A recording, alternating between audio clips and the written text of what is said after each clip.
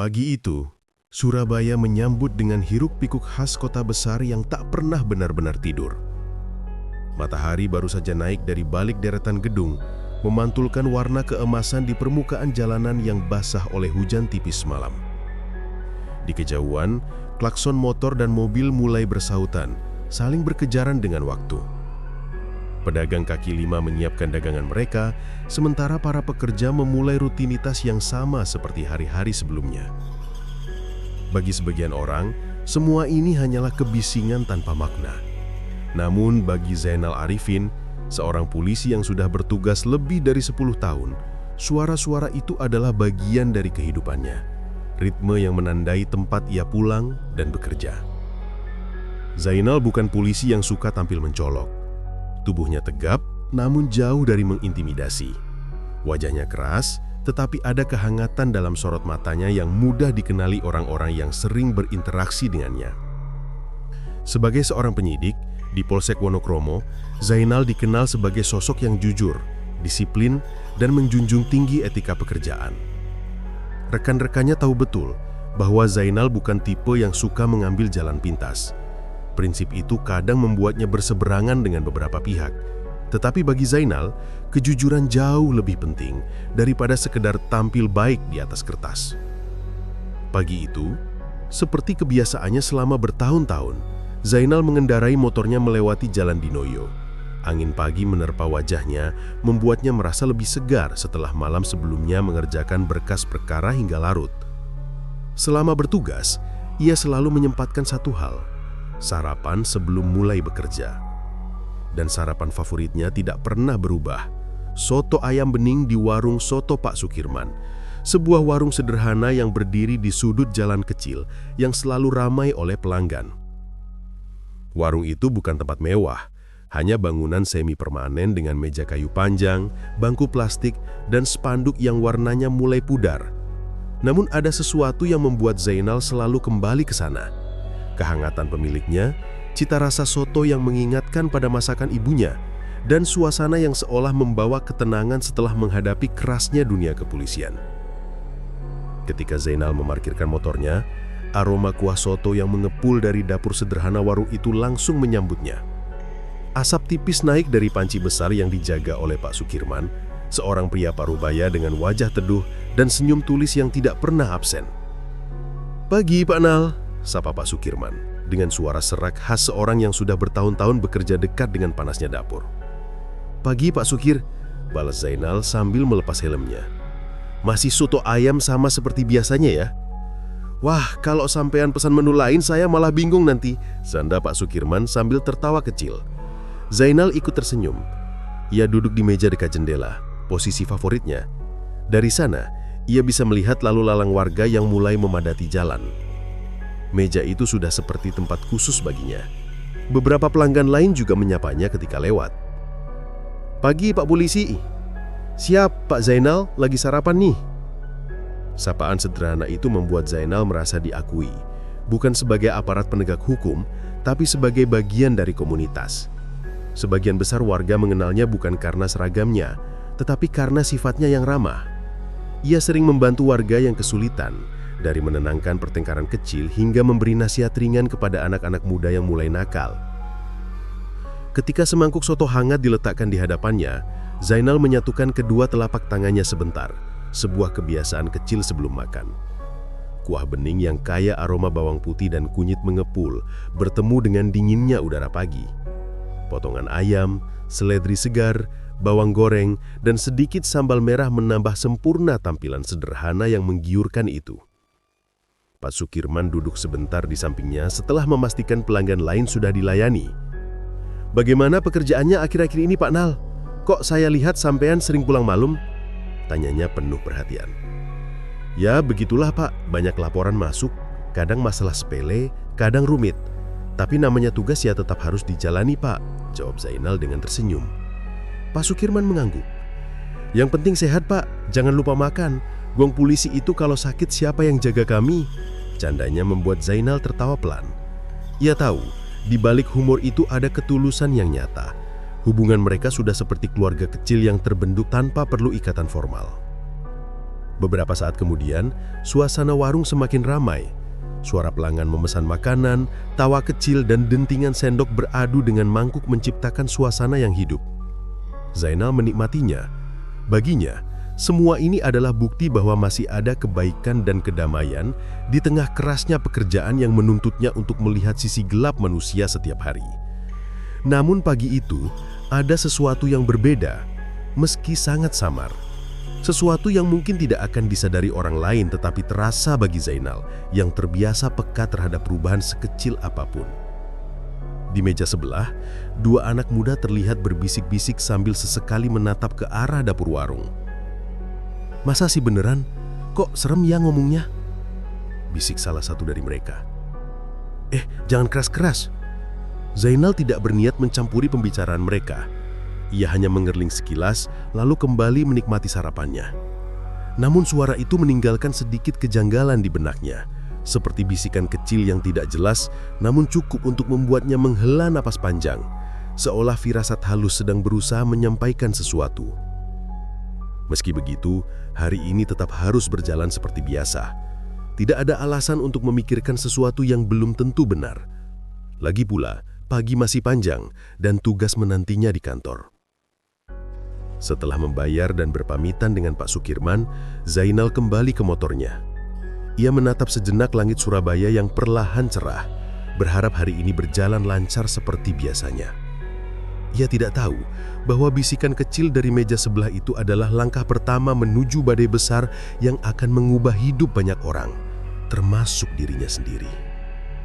Bisikan kecil dari meja sebelah itu terus terngiang di kepala Zainal saat ia menyalakan motornya dan bersiap menuju kantor. Meskipun ia mencoba mengabaikannya, ada sesuatu dalam nada suara anak-anak muda itu. Ketakutan yang bercampur rasa penasaran yang membuat hatinya terasa sedikit gelisah.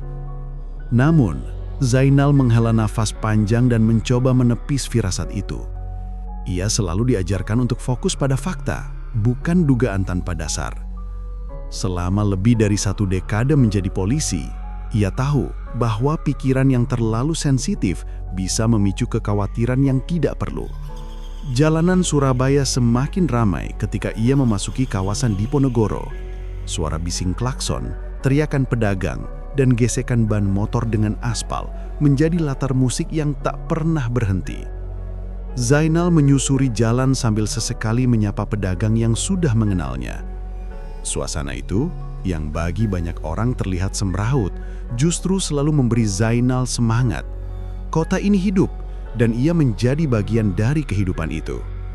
Sesampainya di kantor, ia langsung disambut oleh pemandangan khas awal hari.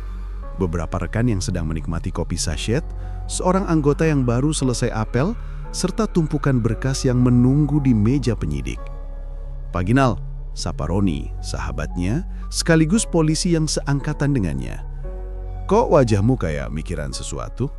"Enggak, cuma kurang tidur semalam," jawab Zainal sambil menaruh helmnya. "Kurang tidur atau kurang soto?" goda Roni. Zainal hanya tersenyum, tapi pikirannya melayang kembali pada percakapan samar di warung tadi. Ia mencoba mengalihkan fokus, tetapi bayangan 2 anak muda yang berbisik-bisik itu sulit hilang. Bukan karena kata-kata mereka, melainkan karena rasa takut di mata mereka. Ia pernah melihat tatapan itu sebelumnya, biasanya dari orang yang percaya bahwa mereka telah mengetahui sesuatu yang menyeramkan. Namun, Zainal tidak ingin langsung menarik kesimpulan. Dalam pekerjaannya, rumor adalah hal yang hampir setiap hari ia dengar, dari isu tetangga berselisih hingga tuduhan konyol yang bahkan tidak memiliki dasar. Sebagian orang hanya butuh ruang untuk membesar-besarkan sesuatu agar terlihat menarik. Meskipun begitu, nasib membawa Zainal mendengar potongan rumor itu lagi beberapa jam kemudian. Siang hari, ketika ia keluar dari kantor untuk membeli air mineral di warung kecil dekat Polsek, ia mendapati 2 ibu-ibu sedang mengobrol serius. "Bu, saya tuh jadi takut makan di luar. Kemarin ada kabar itu loh," kata salah satunya dengan suara pelan namun tetap terdengar jelas. "Yang soal warung itu tah? Astagfirullah, kok ngeri yo isunya." "Ngeri banget. Katanya ada yang nemu, ya Itu daging manusia. Zainal berhenti tanpa sengaja. Langkahnya tertahan. Hatinya mencelos. Rumor itu sama persis dengan bisikan yang ia dengar di warung Sukirman pagi tadi. Namun kali ini, informasi lebih jelas dan jauh lebih mengkhawatirkan. Ibu satunya melanjutkan, "Saya lihat di media sosial, Bu. Ada yang posting malam-malam. Katanya dari sumber terpercaya." "Sumber terpercaya tapi anonim toh. Kok zaman sekarang gampang banget disebar gitu?" "Iya, tapi banyak yang share, Bu. Sampai masuk grup RT juga." Zainal merasakan tegangan halus menjalar di tengkuknya.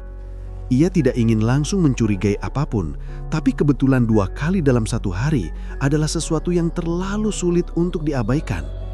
Ia membeli air mineral dan meninggalkan warung itu, sambil membawa pikiran yang semakin berat. Setibanya kembali di kantor, suasana terasa lebih sibuk daripada biasanya. Beberapa anggota tampak berkumpul sambil membicarakan sesuatu di depan komputer. Roni melirik Zainal lalu memberi isyarat agar ia mendekat.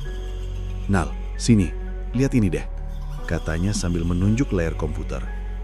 Di layar komputer kantor, tampak unggahan dari akun anonim di media sosial. Foto buram sebuah panci besar, kuah soto yang terlihat keruh, dan caption yang membuat perut Zainal tercekat. "Ini bukan soto biasa. Waspadalah, ada warung di Surabaya yang pakai daging manusia. Jangan sampai kalian jadi korban berikutnya." Zainal merasakan dingin merayap ke kedua lengannya. Tulang punggungnya seolah mengeras. Roni mengklik kolom komentar yang berisi puluhan pesan. Banyak yang panik, banyak pula yang menganggap itu bercanda. Tapi yang membuat Zainal semakin tak tenang adalah salah satu komentar. "Kalau mau tahu warung mana, cari yang sotonya terkenal murah dan bening itu." Komentar itu diikuti emotikon tertawa, tetapi petunjuk samar itu langsung membuat jantung Zainal berdetak lebih cepat. Ada banyak warung soto bening di Surabaya, tapi di kepalanya satu nama muncul paling jelas, warung soto Pak Sukirman. Roni bersandar ke kursi. Ini hoax atau bukan, tapi orang-orang udah mulai pada panik. Sampai ada yang tanya ke grup RT gue tadi. Zainal tidak menjawab. Ia menatap layar itu lama, mencoba membaca pola, melihat apakah unggahan itu bisa dianggap berbahaya atau hanya sensasi sementara. Namun pikirannya berkutat pada sesuatu yang lain. Unggahan itu sudah dilihat ribuan orang. Bagaimana jika ada yang percaya?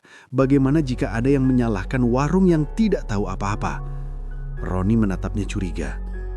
"Nal, kok kamu diam aja? Ada yang salah?" "Warung langgananmu tak?" tebak Roni setengah bercanda. Zainal tidak langsung menjawab. Diamnya justru membuat Roni berhenti tersenyum. Sebelum percakapan berlanjut, seorang anggota datang tergesa-gesa. "Pak Nal, Pak Roni, ada laporan masyarakat soal postingan itu. Diminta cek kemungkinan tindak meresahkan publik." Zainal berdiri. "Siapa yang lapor?" "Belum jelas, Pak. Tapi katanya ada yang takut makan di luar." Zainal menghela nafas panjang, sebuah nafas berat yang dipenuhi firasat buruk.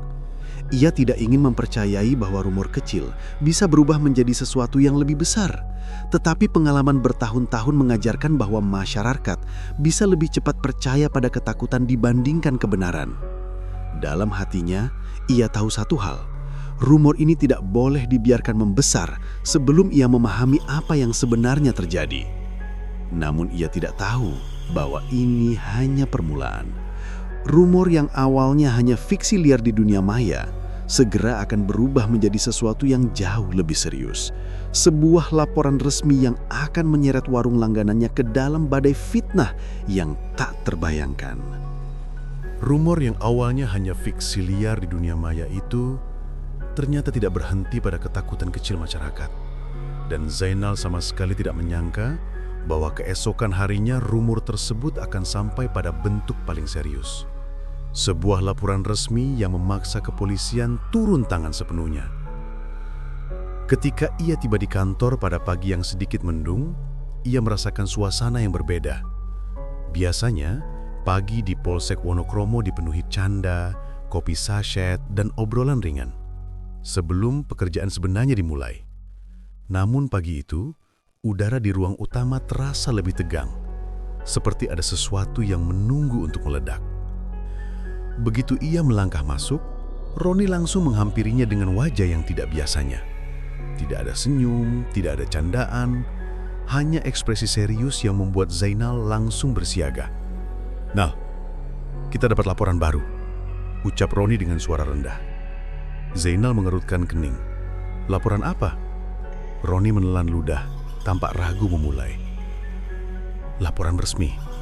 Ada warga yang mengajukan pengaduan soal dugaan penggunaan daging manusia di sebuah warung." Dada Zainal terasa diremas dari dalam. Meskipun ia sudah menduga rumor itu bisa sampai pada tahap ini, mendengarnya secara langsung tetap saja memukul keras perasaannya. Namun ia tetap menjaga ketenangan wajahnya. "Warung mana?" Roni menghela napas panjang, seolah berharap jawabannya bisa berubah kalau ia menundanya sedikit. Tapi akhirnya ia menatap mata Zainal dan berkata pelan, "Warung soto Pak Sukirman." Zainal merasa seluruh suara di ruangan itu menghilang. Ia berdiri terpaku sementara jantungnya berdetak lebih keras. Rasanya seperti seseorang baru saja menamparnya dengan kenyataan yang tidak masuk akal. Meskipun begitu, ia memaksakan diri untuk tetap tenang. "Siapa pelapornya?" tanya Zainal dengan suara yang lebih rendah dari biasanya. "Anonim," jawab Roni cepat. Laporannya dikirim lewat surat yang ditinggalkan di kotak pengaduan. Tanpa nama, tanpa nomor telepon, tanpa identitas apapun. "Isi laporannya?" tanya Zainal lagi. Roni memberi isyarat agar Zainal mengikutinya ke ruang penyidik. Di sana, di atas meja, terletak sebuah amplop coklat dengan tulisan tangan yang tidak rapi. Tulisan huruf-hurufnya miring, seperti ditulis terburu-buru atau disengaja disamarkan. Roni membuka surat itu dan menyerahkannya pada Zainal. Surat itu berisi beberapa kalimat pendek. "Saya melihat sendiri bahan-bahan mencurigakan di dapur warung soto tersebut. Malam itu ada kantong hitam besar dibawa ke belakang warung. Ada darah menetes di lantai. Saya yakin itu bukan daging hewan. Tolong diselidiki sebelum ada korban berikutnya. Ini serius." Zainal membaca surat itu 2 kali, lalu 3 kali. Setiap kalimat terasa seperti tusukan yang mengoyak ketenangannya. Ia tahu benar warung itu. Ia tahu Pak Sukirman, orang yang sabar, ramah, dan tidak pernah bermasalah dengan hukum selama puluhan tahun berjualan. Tuduhan seperti ini bukan hanya merusak bisnis, tetapi juga menghancurkan hidup seseorang. "Sudah dilaporkan ke atasan?" tanya Zainal perlahan. "Sudah. Dan ini yang paling penting. Karena kamu mengenal lokasi, dan karena kamu dianggap bisa lebih objektif, atasan minta kamu yang memimpin pemeriksaan lapangan." Zainal terdiam. Perasaan berat memenuhi dadanya. Bagaimana ia bisa tetap objektif jika tuduhan itu mengenai tempat yang sangat dekat dengannya? Namun ia tahu, keberatan hanya akan menimbulkan pertanyaan. Ia harus menerima tugas itu, sekalipun hatinya menolak. Beberapa menit kemudian, Zainal dipanggil ke ruang Kapolsek. Ruangan dingin itu terasa lebih menekan dari biasanya. Kapolsek, seorang pria berkumis dengan suara tegas, menatapnya dengan tatapan evaluatif. "Nal, kamu sudah dengar laporan ini?" "Sudah, Pak. Saya tahu ini warung yang sering kamu datangi. Justru karena itu, saya minta kamu turun. Kamu kenal pemiliknya, kamu tahu kondisi warungnya, jadi kamu bisa menilai dengan lebih jernih." "Baik, Pak. Saya siap." Kapolsek meletakkan kedua tangannya di meja. "Kita tidak boleh gegabah. Ini isu sensitif. Kalau salah penanganan, kota bisa gaduh. Jadi kamu harus lakukan dengan cara yang paling profesional." "Siap, Pak." Setelah keluar dari ruangan itu, Zainal langsung bersiap diri untuk turun ke lapangan. Namun sebelum berangkat, ia duduk sejenak di ruangannya, menatap surat tuduhan itu sekali lagi. Ada rasa tidak percaya yang sulit dia hilangkan. Bagaimana mungkin seseorang menuduh hal yang sekeji itu tanpa bukti? Atau apakah memang ada sesuatu yang selama ini tidak pernah ia lihat? Tidak, pikirnya cepat. Tidak mungkin. Warung itu terlalu bersih, terlalu jujur, terlalu manusiawi. Namun tugas adalah tugas, dan ia tidak bisa membiarkan perasaan pribadi menghalangi penyelidikan. Dengan langkah berat, ia bersiap bersama 2 anggota lainnya. Mereka berangkat ke warung itu pada siang menjelang sore ketika pelanggan sudah tidak seramai pagi hari.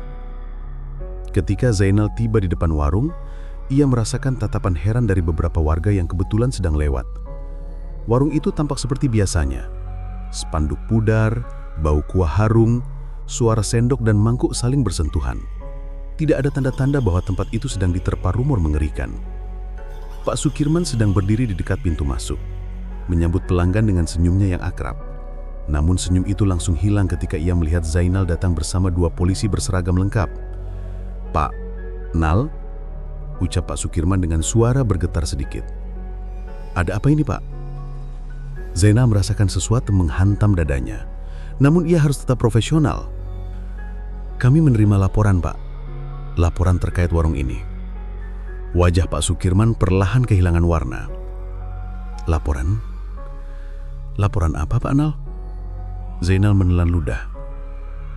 Ada tuduhan penggunaan bahan makanan yang tidak seharusnya. Pak Sukirman terdiam. Wajahnya tidak menunjukkan kemarahan, tetapi ketakutan. Ketakutan seorang pria yang merasa ada dunia besar sedang berusaha menjatuhkannya. "Pak Nal, sampean kenal saya? Sampean tahu saya bagaimana?" Suaranya lirih hampir pecah. "Saya tahu, Pak. Itu sebabnya saya yang datang.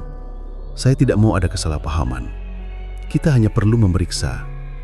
Warung itu mendadak sunyi. Beberapa pelanggan bangkit, meninggalkan makanan mereka setengah habis.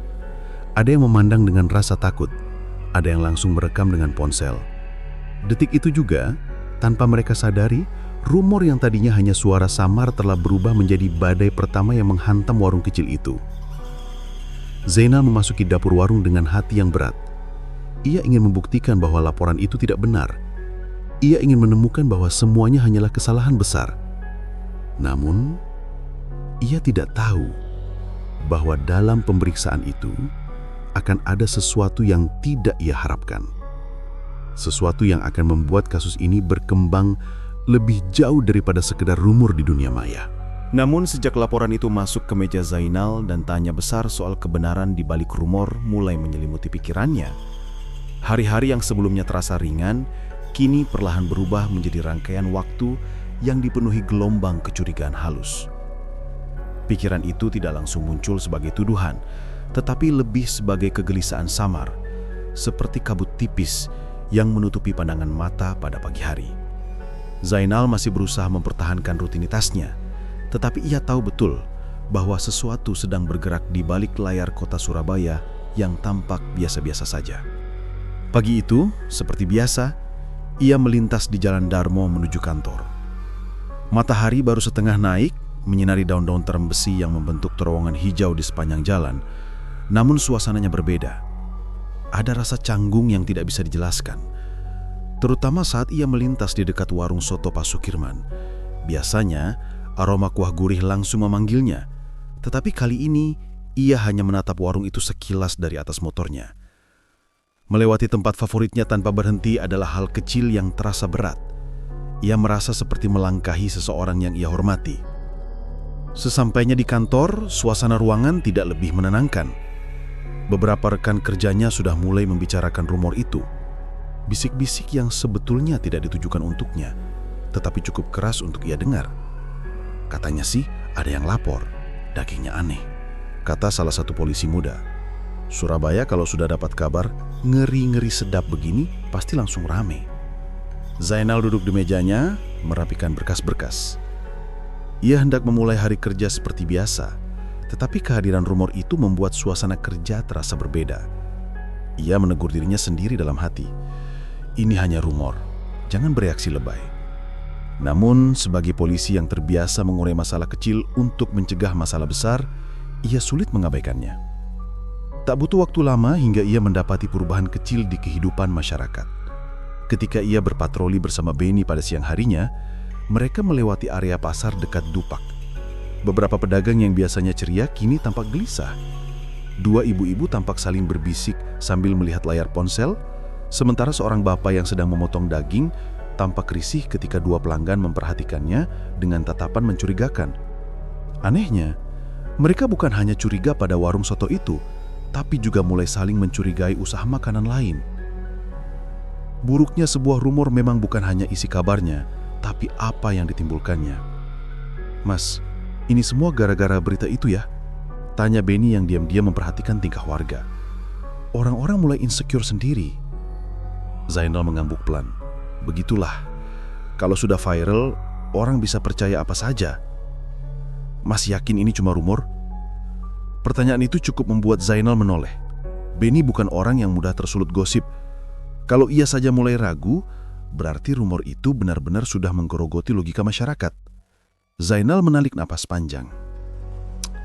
"Aku belum tahu, Ben. Tapi aku juga nggak mau nuduh dulu sebelum lihat bukti." Mereka berdua melanjutkan patroli, namun percakapan tadi mengendap di kepala Zainal sepanjang hari. Rumor, jika dibiarkan, bisa berubah menjadi bara yang memicu ledakan besar.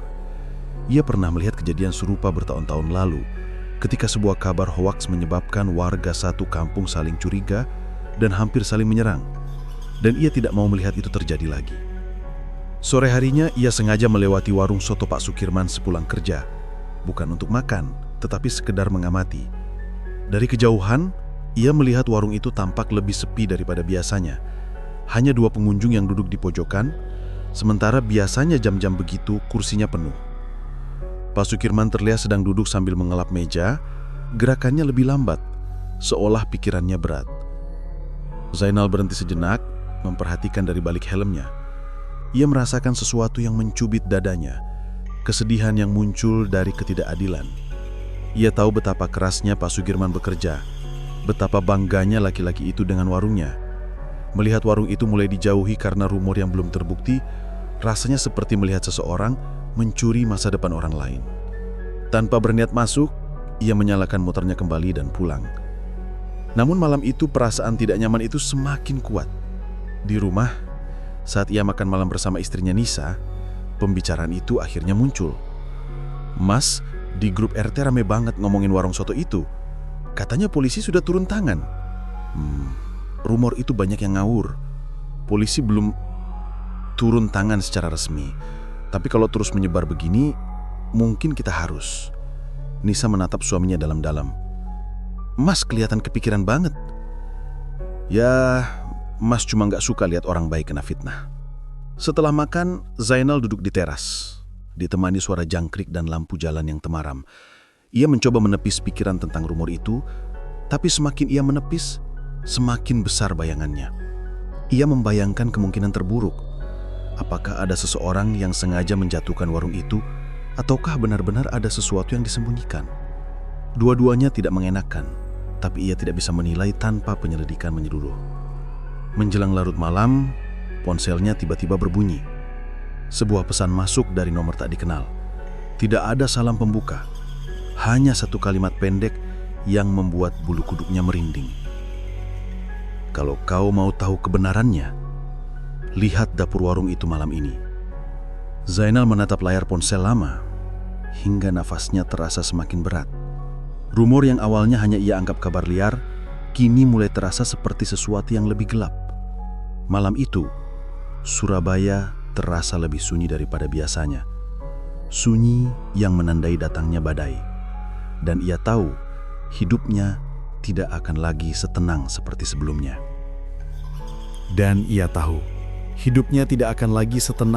sebelumnya.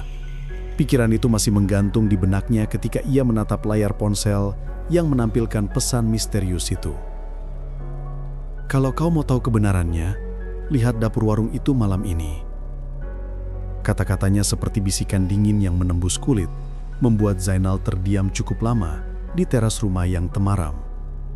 Malam itu, angin berembus lebih kencang dari biasanya, seolah ikut mempertegas bahwa apapun yang akan terjadi selanjutnya tidak akan sesederhana dugaan awalnya.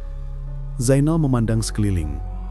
Rumahnya sudah hening, Nisa sudah tidur, lampu ruang tamu sudah dipadamkan dan suara kendaraan di jalan utama hanya terdengar sesekali. Ia merasakan dorongan kuat untuk mengabaikan pesan itu, membuangnya sebagai ulah iseng.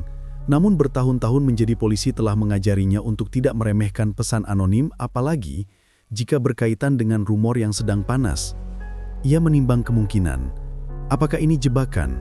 Atau seseorang yang jujur ingin membantunya? Atau seseorang yang ingin memancing kekacauan? Semua opsi itu sama buruknya. Tak ingin mengambil resiko, Zainal memutuskan menyiapkan dirinya.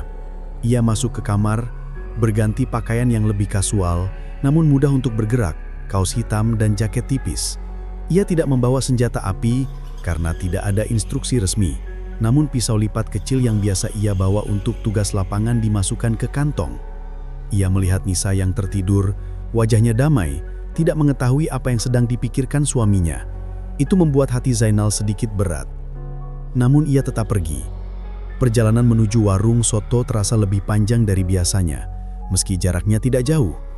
Jalanan Surabaya pada malam itu lengang, hanya dihiasi suara motor melintas dan lampu-lampu toko yang mulai dipadamkan.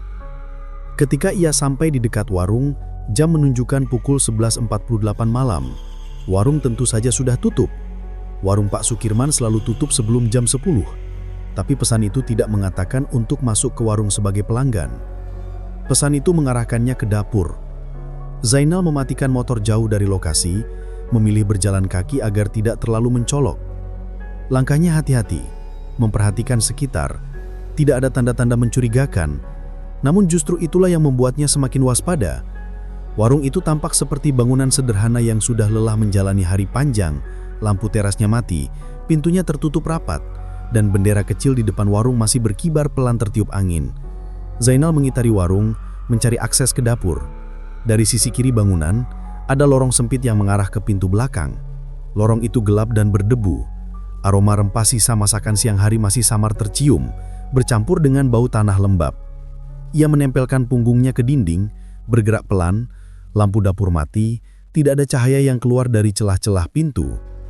Saat ia mendekat, tiba-tiba terdengar suara lirih, entah langkah kaki, entah gesekan sesuatu. Suara itu cukup untuk membuat Zainal berhenti, menajamkan telinga. Namun setelah beberapa detik, suara itu hilang begitu saja.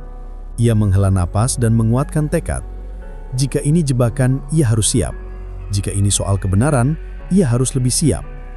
Dengan hati-hati, ia menyentuh gagang pintu belakang, terkunci, tapi tidak rapat, seperti sengaja ditutup tanpa digembok.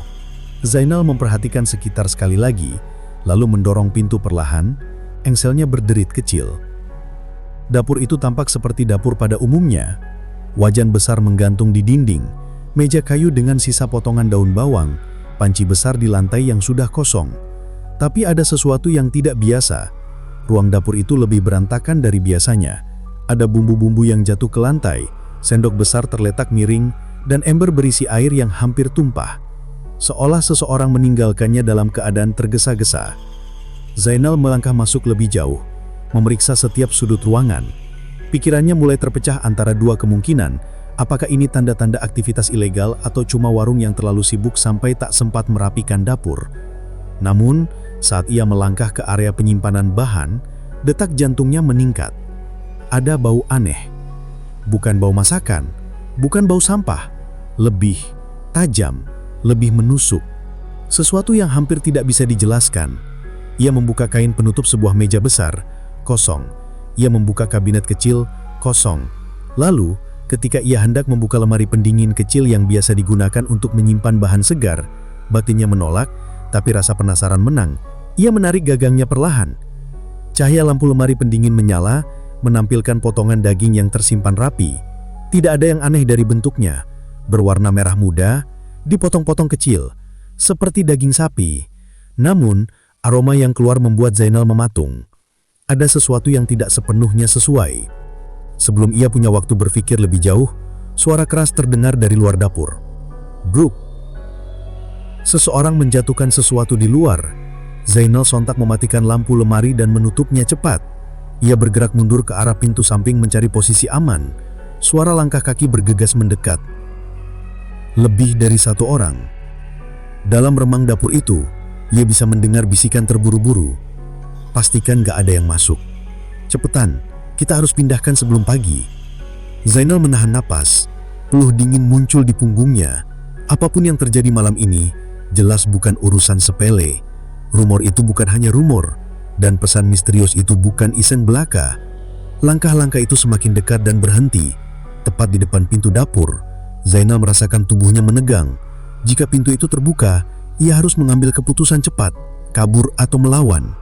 Namun sebelum seseorang sempat masuk, sebuah suara lain datang dari kejauhan.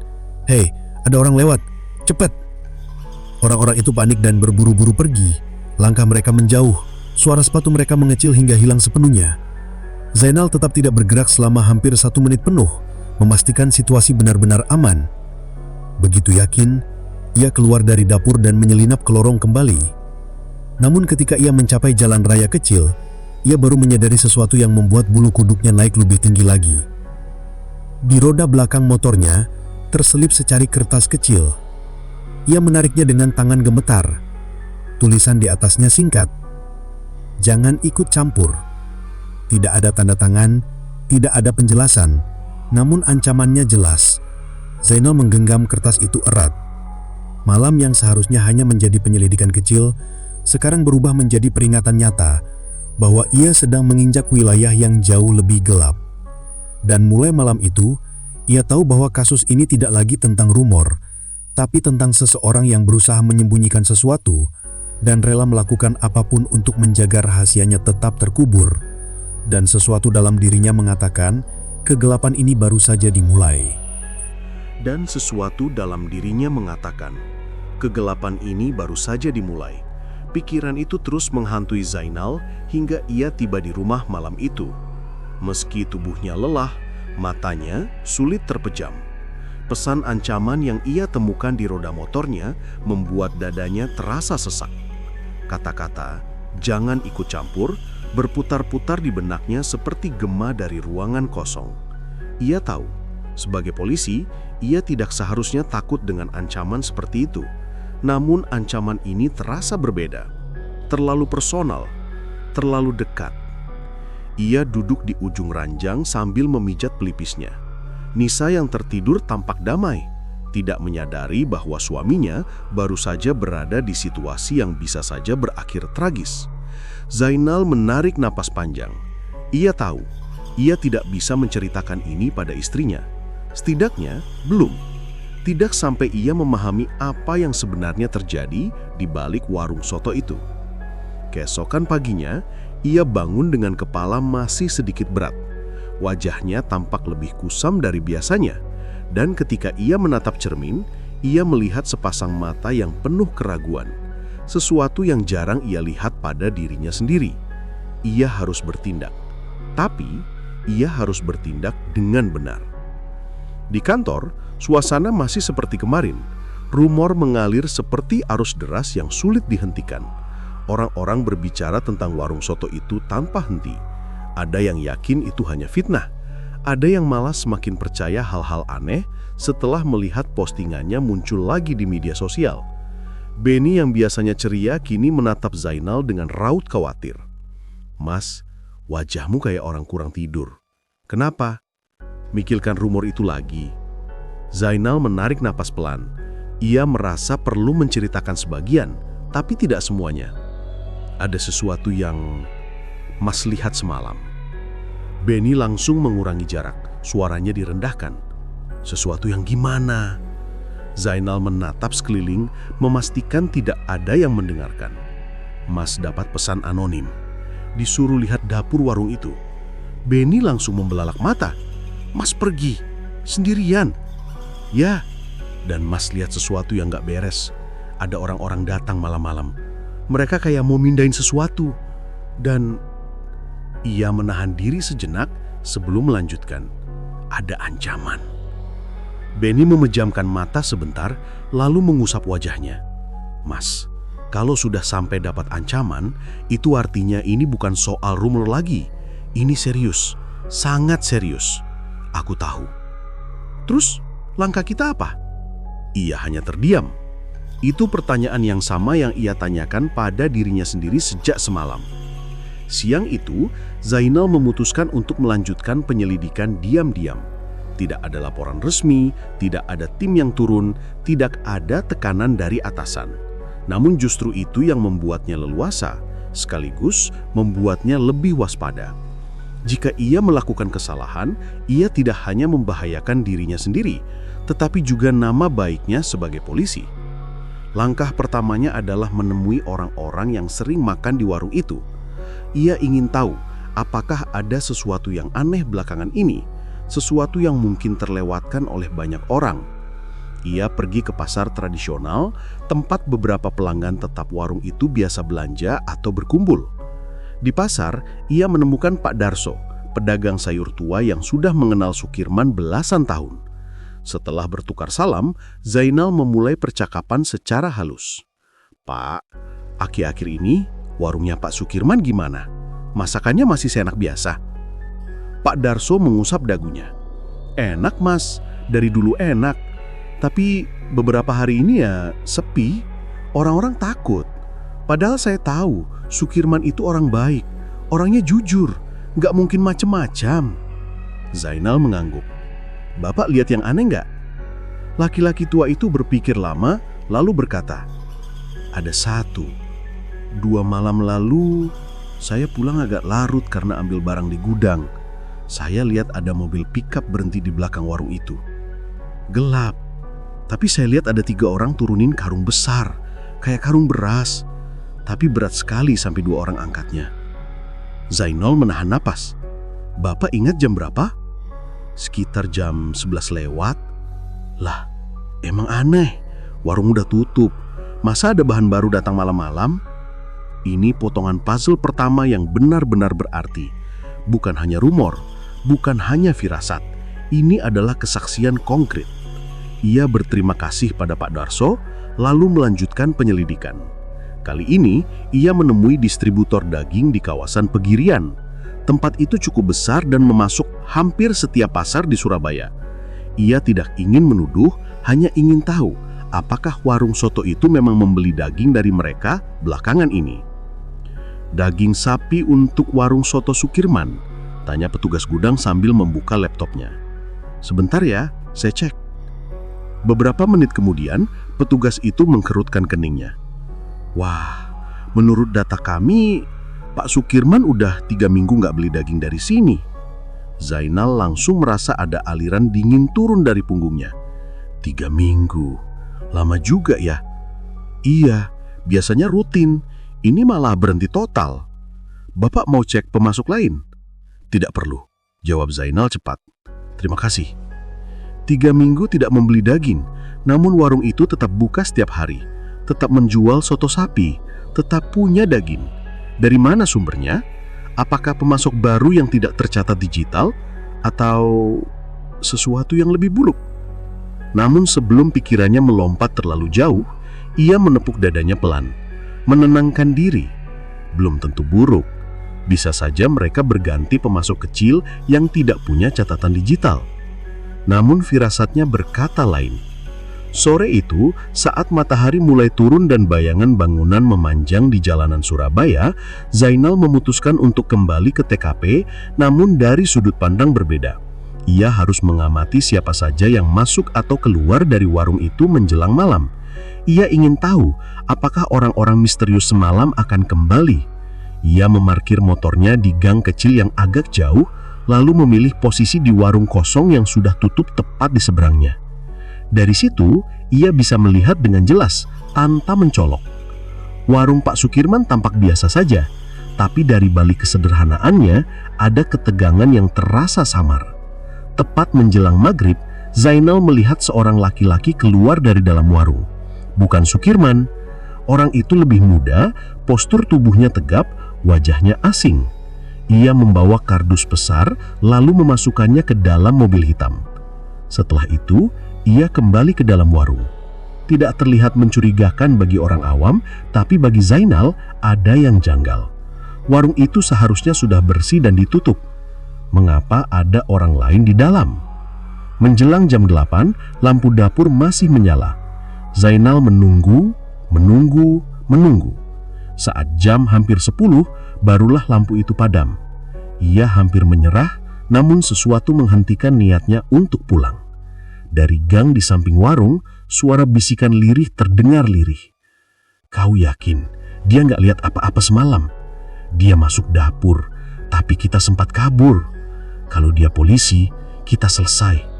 Tenang, ada yang urus dia. Darah Zainal mendesir. Kata-kata itu bukan hanya ancaman lagi, ini perencanaan.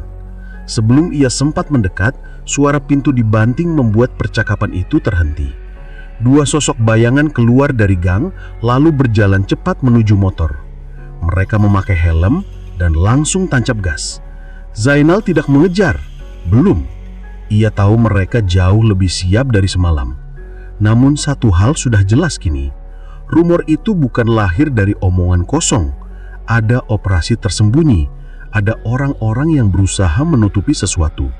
Dan entah suka atau tidak, ia kini sudah menjadi bagian dari permainan yang jauh lebih berbahaya daripada yang pernah ia bayangkan. Dan malam itu, Zainal akhirnya menyadari, ia tidak lagi menyelidiki rumor. Ia menyelidiki sebuah konspirasi. Dan malam itu, Zainal akhirnya menyadari satu hal. Ia tidak lagi menyelidiki rumor. Ia menyelidiki sebuah konspirasi, sebuah lingkaran gelap yang tidak bisa ia lihat ujungnya, namun bisa ia rasakan menjerat langkahnya semakin dalam. Kesadaran itu masih menggantung di pikirannya ketika pagi menjelang. Meski matahari Surabaya mulai naik perlahan, membawa kehangatan pada rumah-rumah yang berdiri rapat di pinggir jalan, hati Zainal justru diliputi hawa dingin yang tidak biasa. Ia duduk di meja makan, menyesap kopi yang rasanya hambar, padahal buatan Nisa biasanya selalu membuatnya semangat. Istrinya menatap wajah Zainal dengan dahi berkerut. "Mas kelihatan makin pucat. Ini soal rumor itu lagi ya?" Zainal hanya tersenyum tipis. "Iya. Tapi Mas bisa tangani." Nisa tidak yakin, namun ia tidak memaksa. "Hati-hati saja Mas." "Iya," jawabnya, meski dalam hati ia tahu bahwa kehati-hatian mungkin tidak lagi cukup. Ketika tiba di kantor, ia langsung menuju ruang kerjanya. Benny sudah menunggu di sana. Ekspresi pria itu jelas menunjukkan bahwa ia tidak suka dengan arah perkembangan kasus ini. "Mas, aku muter-muter lagi pagi ini. Ada satu hal yang makin janggal." Zainal menoleh. "Apa?" Benny mengambil nafas dalam-dalam. "Tadi pagi, aku lihat warung itu sudah buka seperti biasa. Orang-orang tetap datang, meski lebih sedikit. Tapi itu bukan poinnya. Aku lihat truk kecil berhenti sebentar di belakang warung. Mereka nurunin sesuatu dalam karung besar. Lagi." Zainal merasakan ketegangan merayap dari punggungnya ke tengkuk. Jam berapa? Sekitar jam 6 pagi. Siapa yang turun dari truk? Bukan Sukirman, dua laki-laki muda, bukan pegawai warung itu. Ini memperkuat dugaan bahwa warung itu bukan lagi beroperasi seperti dulu. Ada orang-orang baru yang masuk ke dalamnya. Ada alur barang yang mencurigakan. Ada pola yang tidak normal. Namun sebelum mereka melanjutkan pembicaraan, salah satu anggota polisi masuk dan berkata, "Mas Zainal, di depan ada tamu nyariin panjenengan." Zainal mengerutkan dahi. "Tamu? Siapa?" "Katanya mau bicara soal warung soto itu." Tatapan Zainal dan Benny bertemu.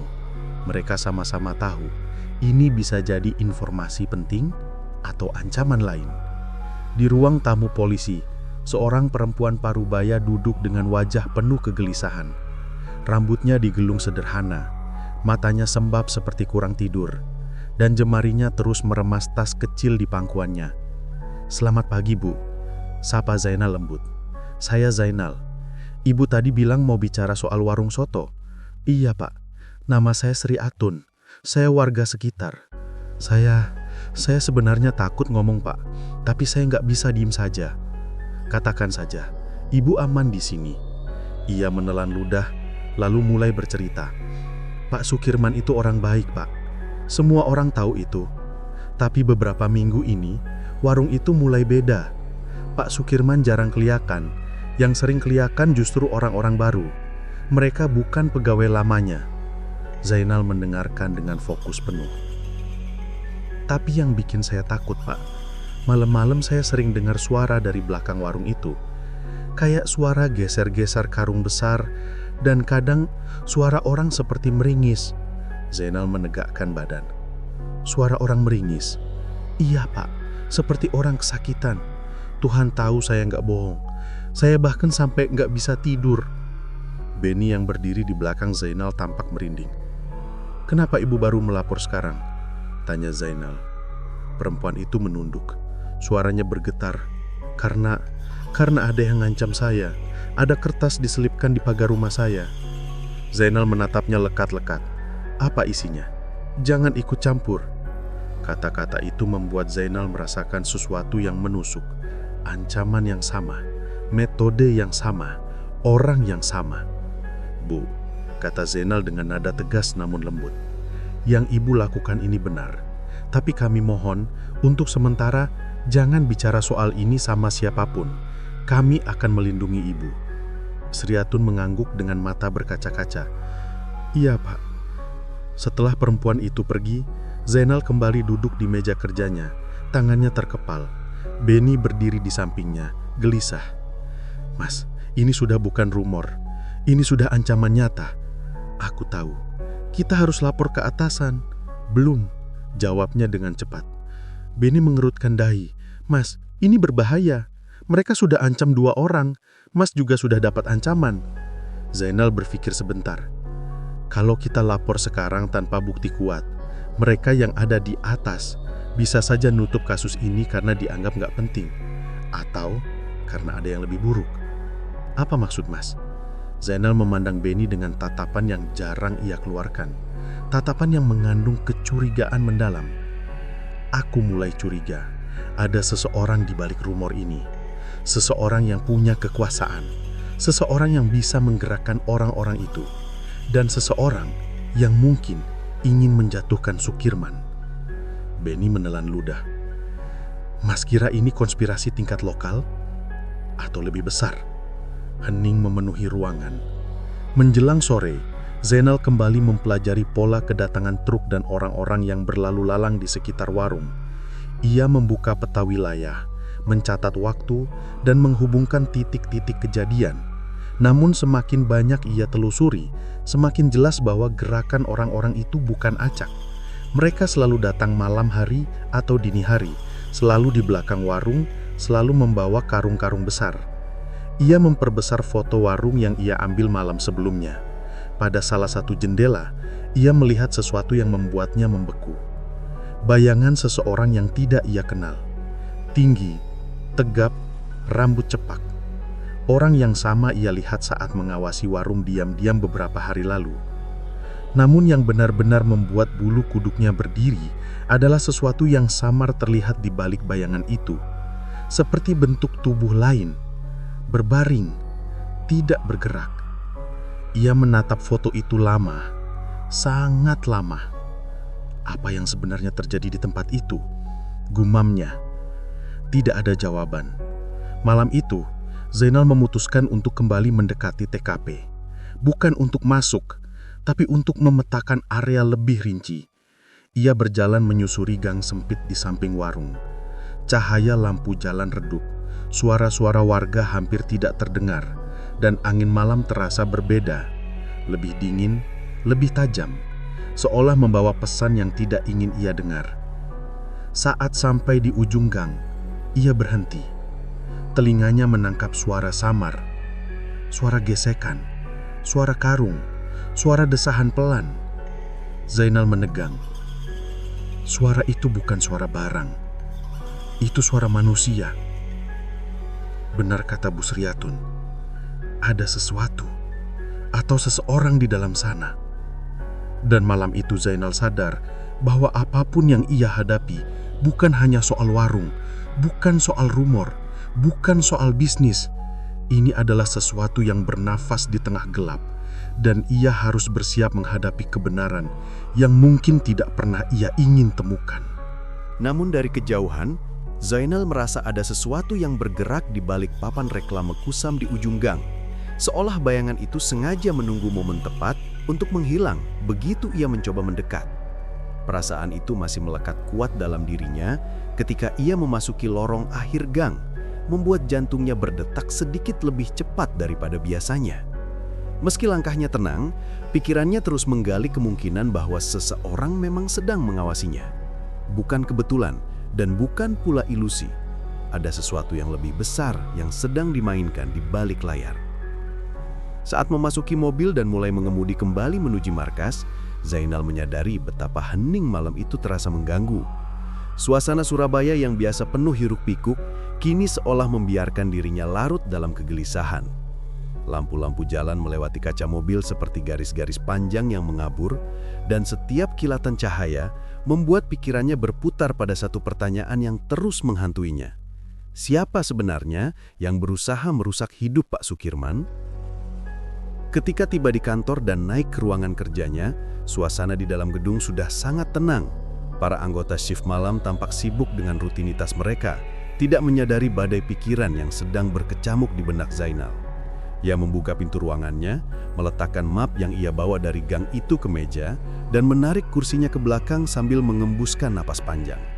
Ruangan itu sempit namun nyaman, dengan rak berisi berkas-berkas lama, foto-foto dokumentasi tugas, dan sebuah kipas angin tua yang berputar lambat di pojok ruangan. Zainal meraih map yang berisi foto-foto sisa makanan dari tong belakang warung soto. Ia membolak-baliknya lagi, memperhatikan setiap detail seakan ada pesan tersembunyi di balik noda minyaknya. Namun semakin lama ia melihat, semakin ia yakin bahwa semua ini adalah rekayasa. Tidak ada seorang pun penjual warung sederhana yang bisa menyembunyikan kejahatan sekejam itu bertahun-tahun tanpa satupun pelanggan menyadarinya. Tidak logis, tidak masuk akal, tidak sesuai dengan apa yang ia kenal dari Pak Sukirman. Saat Zainal mulai menyalakan komputer untuk memeriksa rekaman CCTV di sekitar lokasi warung, terdengar ketukan pelan di pintu yang membuatnya menoleh. Pintunya terbuka, dan Santi muncul dengan wajah cemas. Ia menutup pintu dari dalam dan berjalan cepat ke meja Zainal sambil menggenggam ponselnya erat. "Mas Jain, kamu harus lihat ini," katanya dengan suara sedikit bergetar. Zainal mencondongkan tubuh. "Ada apa?" Santi menyerahkan ponselnya. Di layar, sebuah video sedang viral di media sosial.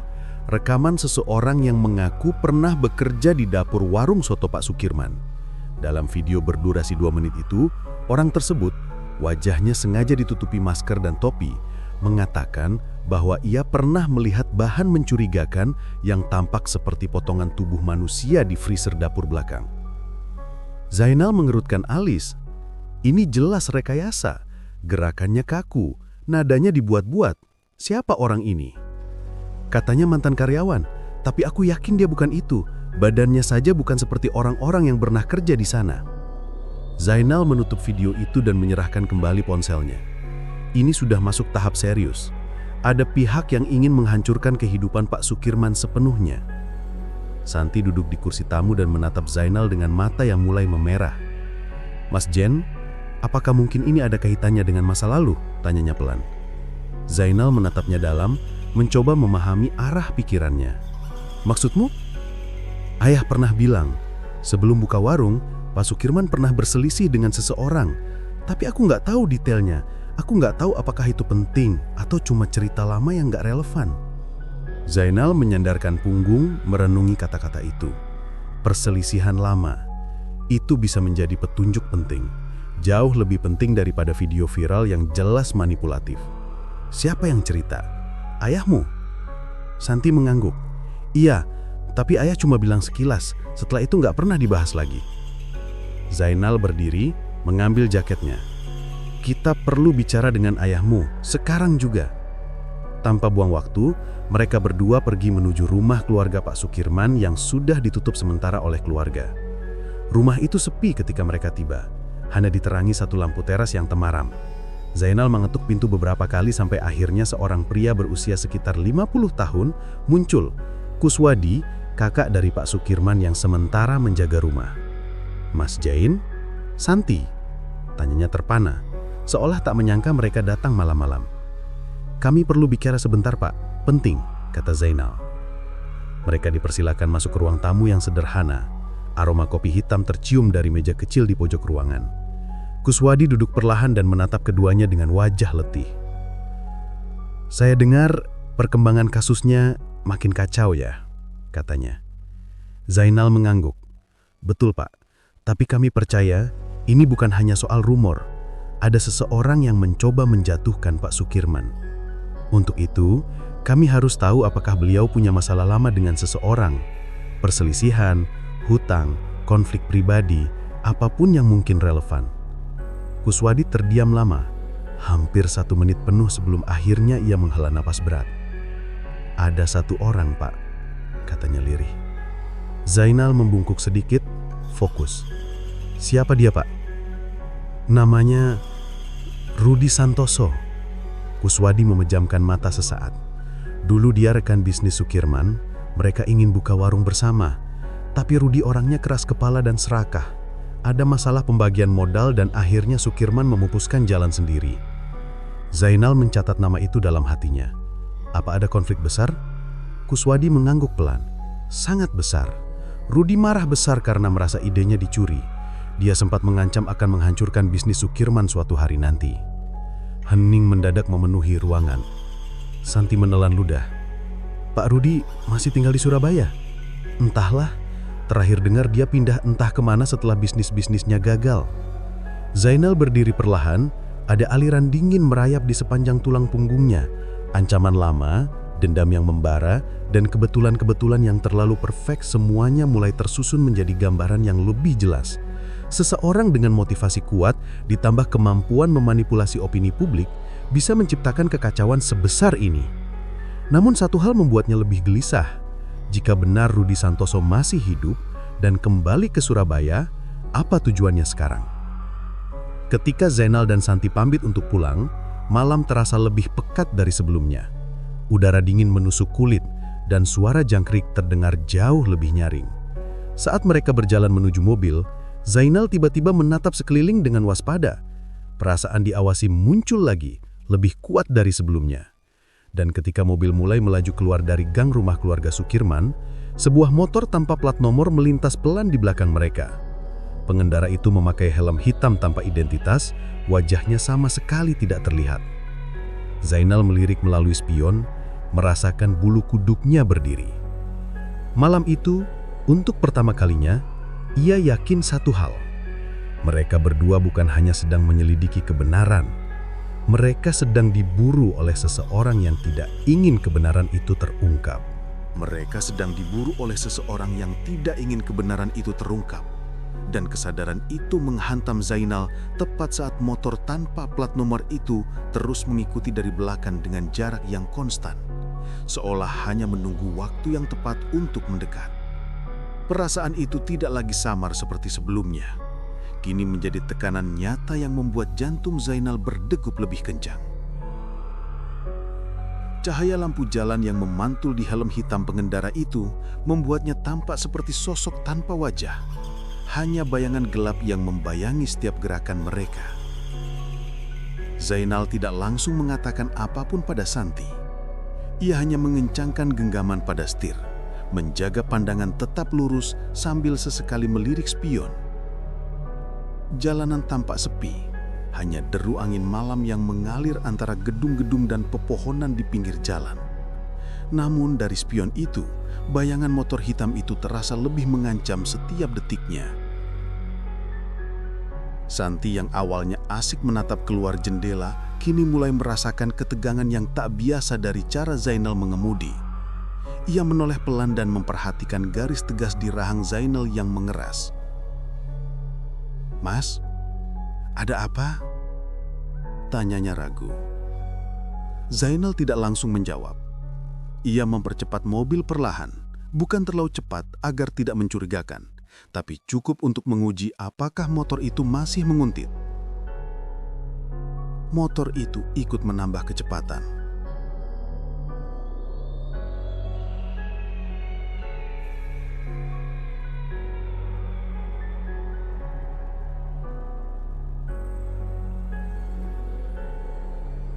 Kebenaranlah yang sedang berusaha dibungkam bersama mereka. Dan kesadaran itu menyergap Zainal tepat ketika suara gesekan di luar pos semakin jelas, seolah seseorang bergerak perlahan mendekati pintu. Di kegelapan pos polisi tua yang temaram, napas Zainal dan Santi terdengar nyaris bersahutan, pendek dan tegang. Lampu sengaja dimatikan, hanya menyisakan sinar tipis dari layar laptop yang masih menampilkan nama Rudi Santoso beserta alamat terakhirnya. Zainal mengangkat tangannya, memberi isyarat pada Santi untuk diam total. Bibirnya hanya bergerak sedikit, membentuk kata tanpa suara, "Jangan takut." Namun, tatapan Santi yang membesar menunjukkan bahwa rasa takut itu sudah terlanjur merayap ke seluruh tubuhnya. Suara langkah itu berhenti tepat di depan pintu. Zainal meraih tongkat besi kecil yang tersandar di dinding, barang sisa dari pos yang sudah tidak aktif ini. Tangannya sedikit berkeringat, namun genggamannya kuat. Ia mendekat ke pintu dengan langkah sangat pelan, mengatur nafas agar tidak terdengar. Di luar, hanya ada keheningan mencekam yang membuat waktu terasa berhenti. Tiba-tiba, duk! Seseorang memukul pintu keras sekali. Santi terlonjak dan menahan teriakan. Zainal sigap berdiri di samping pintu, bukan di depan, berjaga-jaga kalau pintu itu tiba-tiba dijebol. Namun, setelah pukulan keras itu, tidak terjadi apa-apa. Hening kembali menyelimuti lorong kecil di luar pos, lalu terdengar suara sepatu berlari menjauh bergema di malam yang dingin.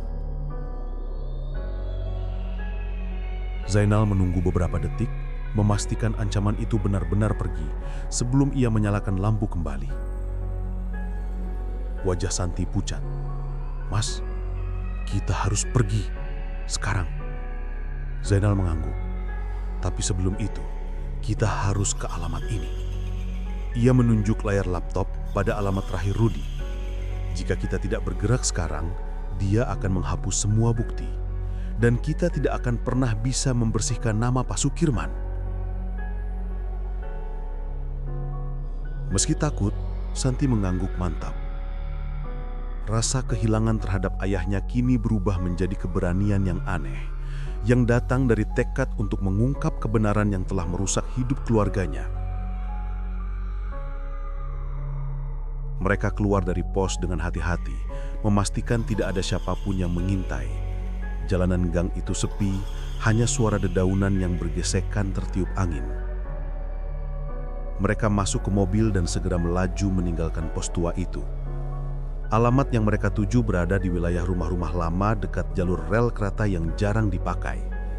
Lingkungannya sunyi, hanya diterangi beberapa lampu jalan yang remang-remang. Rumah yang dicari tampak kusam, cat tembok mengelupas, jendela tertutup rapat dengan tirai gelap. Zainal menghentikan mobil beberapa meter dari rumah itu. "Kita tidak bisa asal masuk. Kita lihat dulu situasinya." Ia turun dari mobil dengan senter kecil. Santi ikut turun, meski ia harus menyeka keringat dingin di tangannya terlebih dahulu. Mereka berjalan perlahan di sepanjang dinding luar rumah, mencari tanda-tanda aktivitas. Dari balik kisi-kisi jendela yang kotor, terlihat samar bayangan seseorang yang sedang duduk atau mungkin berdiri. Sulit memastikan. Zainal memberi isyarat untuk mendekat ke jendela belakang. Di sana, mereka menemukan sesuatu yang membuat darah Zainal berdesir. Ada papan besar tertempel di dinding dalam rumah itu. Papan itu penuh foto-foto. Foto warung soto, foto Pak Sukirman, foto pembeli, bahkan foto Zainal sendiri saat makan di warung. Semua ditempeli benang merah yang saling terhubung dalam pola kacau, seperti obsesi seseorang yang sudah kehilangan kendali. Santi menahan napas. "Mas, itu saya." Di pojok papan ada foto Pak Sukirman yang disilang besar dengan tinta merah. Rasa marah membakar dada Zainal. "Kita harus masuk." Namun sebelum ia bergerak menuju pintu depan, suara kertakan terdengar dari arah samping rumah, seperti seseorang melangkah di atas kerikil. Zainal menoleh cepat. Sosok itu muncul dari kegelapan. Pria berjaket hitam, rambut acak-acakan dengan mata yang tampak liar. Jari-jarinya menggenggam pisau kecil. Meski tidak terlalu terang, kilatan bajel itu tetap terlihat jelas di bawah cahaya lampu jalan. "Kamu jadi siapa?" Suara pria itu datar, namun ada getaran kebencian yang tak terbantahkan. Zainal langsung mengenali wajah itu. Foto di database mungkin tua dan buram, tapi ciri-cirinya tidak salah lagi. Rudi Santoso. Pria itu tersenyum miring, senyum yang penuh kemenangan dan kegilaan. Akhirnya kamu datang juga, Pak Polisi jujur, saya sudah menunggu lama. Santi mundur setengah langkah, tubuhnya gemetar. Zainal berdiri di depannya, melindunginya. Apa tujuanmu menyebarkan fitnah keji itu? Apa salah Pak Sukirman sampai kamu harus menghancurkan hidupnya? Rudi tertawa pendek, namun tawa itu hampa, seperti seseorang yang sudah lama tidak memahami arti kebahagiaan. Salahnya, dia mencuri hidup saya, mencuri ide restoran saya, mencuri kesempatan saya untuk sukses. Setelah saya bangkrut, setelah saya dipenjara, semua orang meninggalkan saya. Tapi dia buka warung, sukses, disukai semua orang. Mata Rudi menyala penuh amarah. Tidak adil.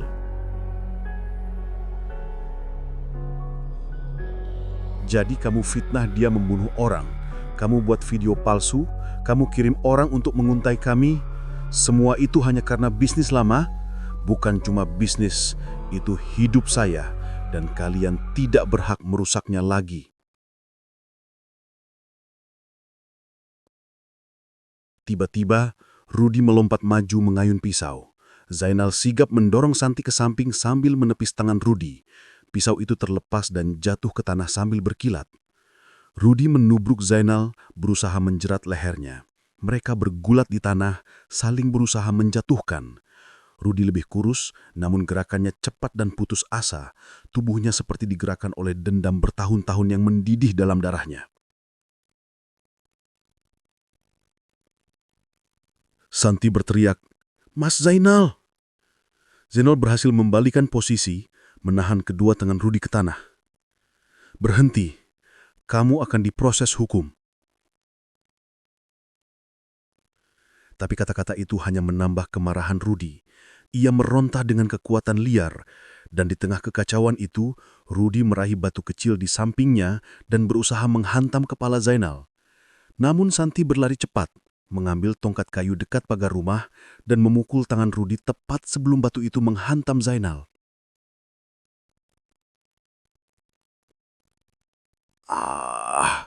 Rudi menjerit kesakitan. Batu terlepas dari genggamannya. Zainal memanfaatkan momentum itu untuk membekuk Rudi sepenuhnya. "Kamu sudah cukup bikin masalah." Ia merogoh borgol di pinggangnya dan mengunci tangan Rudi dengan cepat.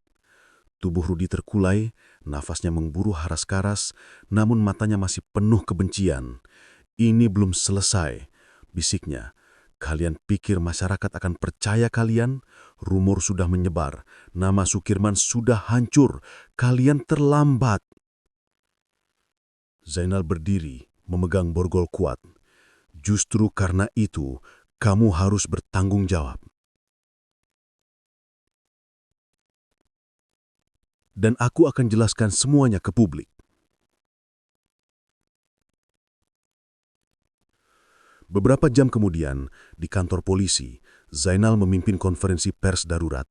Media datang dalam jumlah besar. Semua ingin tahu perkembangan kasus viral yang sudah membelah kota Surabaya. Zainal berdiri tegap di depan mimbar. Di sampingnya, Santi yang meski tampak lelah namun tegar. Di belakang mereka, Rudi dibawa petugas dengan tangan terborgol dan kepala tertunduk. "Dengan ini," ujar Zainal lantang, "kami menyatakan bahwa seluruh tuduhan terhadap warung soto Pak Sukirman adalah fitnah yang direncanakan dan dijalankan oleh satu individu bernama Rudi Santoso sebagai bentuk dendam pribadi. Tidak ditemukan bukti apapun terkait penggunaan bahan ilegal atau tindakan kriminal lain di warung tersebut."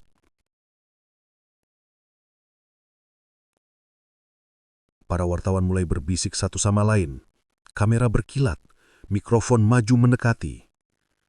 Zainal menambahkan, "Kami meminta masyarakat untuk tidak mudah percaya pada rumor dan berita viral tanpa verifikasi, karena satu fitnah bisa menghancurkan kehidupan seseorang." Santi menunduk sedikit, menahan air mata haru. Nama ayahnya akhirnya bersih. Meski tidak bisa membangkitkan kembali orang yang ia cintai, setidaknya kebenaran itu kini kembali ke tempat semestinya. Ketika konferensi pers berakhir, Santi menatap Zainal dan tersenyum kecil.